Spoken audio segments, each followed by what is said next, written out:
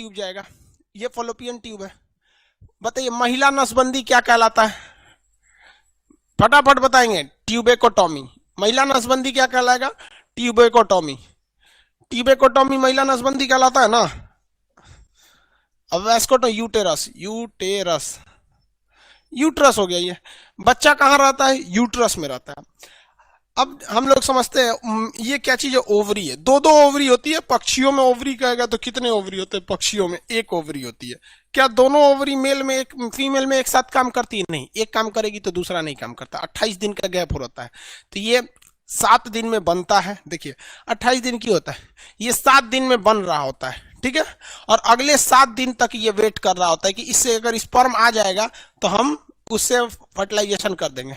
और इसमें भी नहीं आया ना तो अगले 7 दिन में ये वापस निकल जाएगा। तो 7 चौको 28 दिन में हो जाता है। तो जैसे मेंसुरेशन साइकिल मान लीजिए यहां से चला गया, पीरियड आगे चला गया, ठीक है।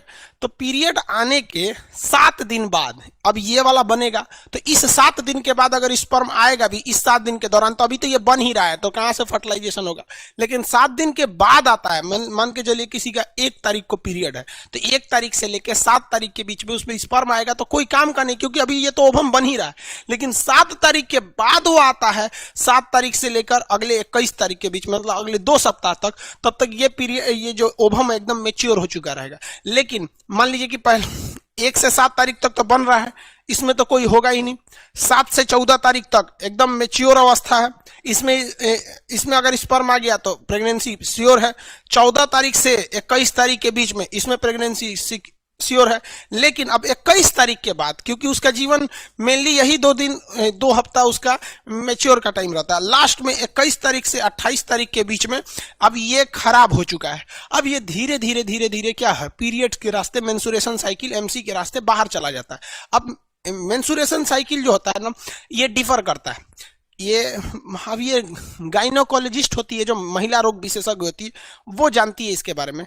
लेकिन पीरियड का ज्यादा आ जाना वो भी गड़बड़ है, किसी किसी का 2 महीने में आता है वो भी गड़बड़ है, किसी का पहले आ जाता है वो भी गड़बड़ है।